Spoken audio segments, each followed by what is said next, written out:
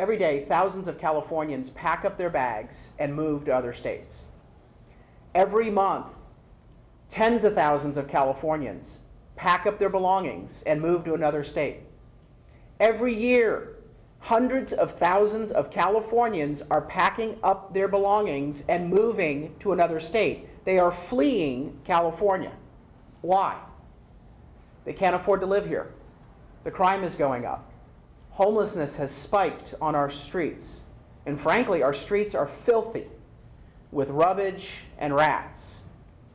We see our businesses being regulated with onerous mandates, costly requirements and regulations imposed by a state government that sees every small business owner as an ATM machine. We also see criminals treated with more concern and attention and welfare than law-abiding citizens. Our schools are failing, our roads are falling apart. Our freedoms are being infringed upon. We can't even drink out of a glass anymore because having a straw somehow is a criminal act. I'm here today to warn America about the dangers of socialism. We don't need to look to Venezuela. We don't need to look to the Soviet Union. We can look right here to California. California is drifting towards socialism. It infringes our freedoms, it raises our cost of living, and it leads to a deterioration in our quality of life. Now, with all those Californians fleeing every day, every week, every month, every year, they're making a decision, and I think they're making the wrong decision. There's an alternative. Don't flee. Stand with me and fight. Fight to take back the state of California from one-party control that has been pursuing a socialist agenda that has undercut our quality of life. That's why today I'm announcing my campaign for U.S. Congress, because I'm sick and tired of seeing California slide further and further into a dumpster where crime has gone up, schools are failing, the cost of living has skyrocketed, homeless are on the street. It's time for us to stand and fight in California, and that's what this campaign is all about. Now, the old guard of California Republicans, I believe they've just given up. They haven't shown that they are willing or able to lead the fight to take back our state. Or worse, like the incumbent in the 50th District, they're tied up in court facing criminal charges. I believe California is at a tipping point, and to take back our state, we need a new generation of California leaders who are willing to fight and have a record of actually getting reform done. Now, as an outsider, I am very proud of the grassroots army that we've built over the years.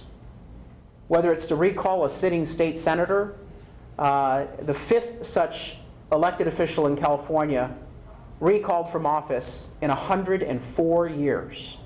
We recalled that state senator because of his vote to raise the car and gas taxes. We've shined a light on the failure of government or the filth in our cities with our recent report highlighting the infestation of rats in our urban areas. We've shined a light on corruption in state and local government, and we've offered alternatives such as common sense pension reform. And yes, we have rolled back over $3 billion in tax increases over the last 15 years. $3 billion of savings for California taxpayers. Now, for the past several months, civic leaders and residents in the 50th Congressional District have asked me to run to save this congressional seat from falling into the hands of a Democrat with an extreme agenda. Some have expressed concern, though, that we continue the work that we began at Reform California. Let me be perfectly clear and put your minds at ease. Reform California will continue its entire agenda of fighting taxes and promoting reforms at every level of California, state and local government. While I won't be controlling Reform California day to day, I look forward to working with Reform California to advance our ballot initiatives and fight tax increases. We also have an ambitious agenda of weeding out ineligible voters off of our voter rolls in time for the 2020 election. reforming the ballot initiative process so that citizens' initiatives will not be undercut by misleading titles and summaries from politicians. We will continue to shine a light on any effort by politicians to steal road repair funds, given the recent increases in the gas and car taxes. And we will advance common sense fiscal and pension reform at every level. Now, stepping away from my daily radio show is pretty hard as well. I enjoy the conversation I have with San Diegans 3 to 6 every day on their drive home from work, from work back to home. But I'm confident we can continue that conversation through new platforms. I believe, ultimately, that I can be more effective in advancing reform in California and leading the fight to take back our state from socialism as California's next member of Congress from the 50th District. I will use the congressional seat to shine a light on corruption and inefficiency in government. I will use my stature as a member of Congress to raise resources nationally and across our state so that we can fight unfair and costly tax hikes and advance reform. We have much work to do in the coming weeks and months. The primary currently for the 50th Congressional District is scheduled for March 3rd, but we believe that the election will be held sooner than that. A special election could actually be held in the next 69 to 74 days or by New Year's. I'm encouraging San Diegans, Californians to join this campaign by going to carldemaio.com. Sign up as a volunteer. Contribute any amount. We are grassroots funded. Join us at one of our upcoming events. Or help us advance our issue agenda, which includes securing our border and curbing illegal immigration. It includes forcing Congress to live under the same laws as the rest of us through my Fix Congress First initiative, protecting the Second Amendment, and of course, reforming California. With that, let me entertain any questions that you might have. You know, in listening to this, it sounds like you're running for governor rather than Congress. Well, here's the thing. When we have a bad policy enacted in California, who's the voice of the opposition? Anyone can be the voice of opposition in California to challenge Governor Gavin Newsom and the supermajority in Sacramento and to try to stop their socialist extreme agenda. It could be a member of Congress. Well, we have fewer and fewer Republican members of Congress. We're down to only 7, and frankly, only 6 actually doing the job. It could be a state senator or a state assembly member. It could be a mayor. But what we need are new leaders, I believe, in the Republican Party in California to lead that fight, to do the watchdog work, to offer credible policy solutions, because you haven't seen Republicans in California offer a vibrant, bold agenda of solutions. They've said no to a lot of things, but they need to offer alternatives on a wide range of issues. And a member of Congress can certainly be that leader. I also want to warn the country, as a newly elected member of Congress from California, I want to warn our country, voters across the country, that if you want to know what socialism looks like, come to California. Take a look at the skyrocketing homeless population. Walk one of our streets that's filled with filth and infested by rodents. Take a look at the fact that our small businesses are closing up shop and leaving for other states. Take a look at our communities where crime is on the increase because of Prop 47 and Prop 57. Take a look at the consequence of having open borders and rampant illegal immigration. Take a look at the failed policies to curb our Second Amendment rights that haven't made us more safe. The list goes on and on. I think California, under one-party control, provides an excellent warning to the country as to where our nation might end up if we see the Democrat congressional agenda implemented. If Nancy Pelosi and Alexandria Ocasio-Cortez get their way, our entire country will be like California, and that's why I think we need someone from California to issue that warning.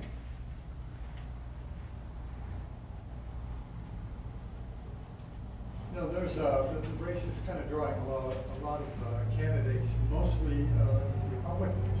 Is that a problem for you? I'm not worried about who gets into this race. I think that we've got widespread support in the 50th District and throughout the state of California. People know me as a reformer, and they know that I'm a fighter. And they're really interested in having a member of Congress who will fight for their community. They haven't had that in a long time. And so I don't particularly worry who else files to get into the race.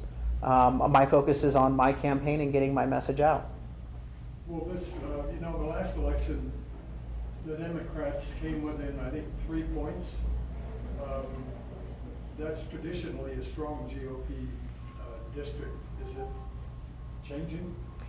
Well, a couple of things. First, I think the incumbent's criminal indictment certainly had an impact on the election result last year. And if we don't change who the nominee is coming into the 2020 election, I'm worried that Republicans will lose yet another congressional seat.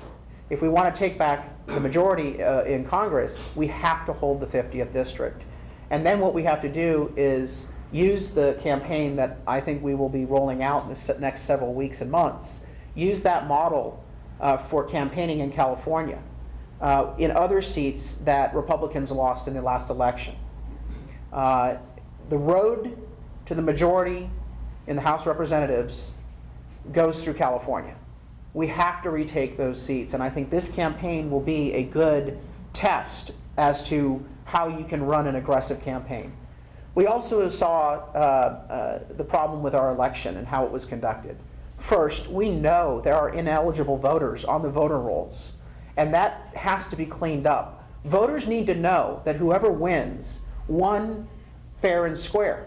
There can be no illegal votes cast in our California elections, yet we see so many problems with the voter registrations, particularly in light of motor voter. And then on top of that, you've got this outstanding and outrageous practice of ballot harvesting, which is criminal in most states in our country. And in fact, in North Carolina, political operatives are now facing criminal charges because they did the same thing that Democrats did here in California. They harvested ballots. And so while ballot harvesting is currently the law in the state of California, first we have to repeal that, but while it is still a law, Republican campaigns must aggressively make sure that they turn out their voters. So why now? Why have you made this decision now? Has something changed, or? Well, I think what we've been hearing, and I've been hearing from voters across the 50th District, community leaders, elected officials, and residents and voters who are very worried that the seat will be captured by a Democrat socialist. They do not want to be represented by a Democrat socialist in Congress. And they want to have someone they can proudly vote for. They also want someone who can lead the fight in California. The 50th is traditionally a safe Republican seat. That should be the platform from which a leader can lead the fight and help turn the tide in California, so that we can stop some of these extreme policies from being enacted by Sacramento politicians and Washington politicians.